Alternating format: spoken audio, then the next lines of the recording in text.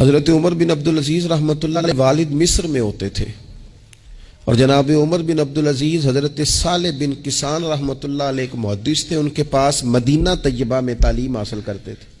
تو آپ نے اپنے استاد صاحب کے پیچھے عصر کی نماز پڑھی تو ایک رکعت آپ کی لیٹ تھی، اٹھ کے آپ نے نماز پوری کی تو حضرت صالح بن کسان محدث تھے، عالم تھے، حدیث پاک کو جاننے والے، وہ حضرت عمر بن عبدالعزیز سے کہہ رہے ہیں بچپن ہے اور والد مصر میں۔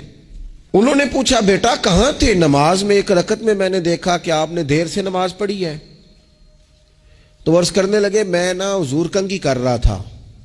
بعض بچے آئینے کے سامنے کھڑے رہتے ہیں پھر بڑی بڑی دیر ہی کھڑے رہتے ہیں، کنگھی کر رہا تھا تو ذرا دیر ہو گئی۔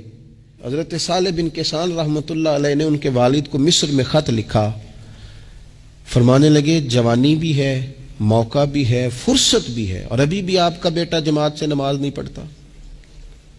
مصر میں خط گیا۔ آج جب میں نے پوچھا ہے تو اس نے کہا میں کنگھی کر رہا تھا۔ اتنے معمولی سے کام کے لیے اس نے تکبیر اولیٰ چھوڑ دی۔ اب وہاں مصر میں بیٹھے والد نے یہ نہیں کہا کہ مولوی صاحب آہستہ آہستہ ٹھیک ہو جائے گا، آپ کو کیا ہو گیا ہے، کوئی بات ہے کرنے والی؟ انہوں نے وہاں سے گھوڑے پہ بندہ دوڑایا، بندہ مدینہ طیبہ آیا۔ اس نے کہا جاتے ہی عمر بن عبدالعزیز کو لے جانا حجام کے پاس اور اس کے سارے بال اتروا دینا، اور اسے کہنا پتر جن بالوں کی وجہ سے نماز رہ جائے ان بالوں کو سر پہ نہیں رہنا چاہیے، تیری جماعت کی رکعت رہ گئی پتر، اتنا بڑا کام، اللہ کے حضور حاضری کا موقع تھا۔ پھر اس کا ریزلٹ کیا نکلا؟ حضرت عمر بن عبدالعزیز بادشاہ بنے، 39 سال عمر میں انہوں نے پوری امت کو خیر سے بھر دیا۔ حشام بن عبد الملک کے بھی 11 بیٹے تھے، جناب عمر بن عبدالعزیز کے بھی 11 بیٹے تھے۔ حشام جب دنیا سے گیا تو ہر بیٹے کو 10 لاکھ دینار آئے، اور جناب عمر بن عبدالعزیز جب دنیا سے گئے تو 11 بیٹے تھے اور 6 دینار تھے۔ اور جاتی دفعہ کہنے لگے پتر اپنے باپ پہ شکوہ نہ کرنا، تمہارا باپ بزدل تھا، 2 رستے تھے، یا تو میں اپنے لیے جہنم کٹھی کرتا اور تمہارے لیے جائیداد بناتا، لیکن میں بزدل تھا، دوزخ سے ڈر گیا، میں جائیداد نہیں بنا سکا، اپنے باپ کو معاف کر دینا۔ تو بچے کہنے لگے ابا جی ہم جس گلی سے گزرتے ہیں لوگ اٹھ کے کھڑے ہو جاتے ہیں کہ نیک باپ کی اولاد جا رہی ہے، اچھے باپ کے بچے جا رہے ہیں، ہمیں کوئی ضرورت نہیں جائیدادوں کی۔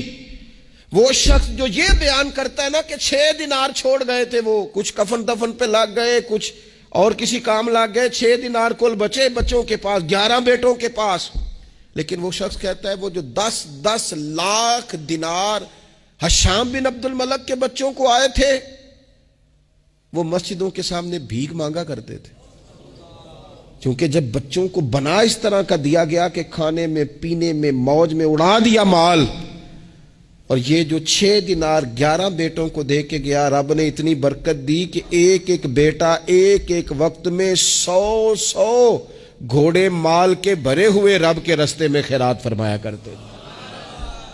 اصل دولت اولاد ہے، اصل دولت اس کا اخلاق ہے، اصل دولت اولاد کی اخلاقی تربیت ہے۔ ایسا نہ ہو کہ مال کمانے کے چکر میں اصل دولت سے ہاتھ دھو بیٹھے، ایسا نہ ہو کہ بینک پیسوں سے بھر جائے اور ہماری اولاد ہاتھوں سے نکل جائے، ایسا نہ ہو کہ ہم نے یاروں کو ٹائم دے دے کے تو بڑی دور نکل گئے ہم، لیکن ہمارے بچے کے ذہن میں چند سوالات تھے، ہم انہیں مطمئن نہیں کر سکے، ہم نے نوکروں کے ذمہ ڈال دیا، فلانے کے ذمہ ڈال دیا، چچا کے ذمہ ڈال دیا، وقت نہیں دیا، ٹائم نہیں دیا۔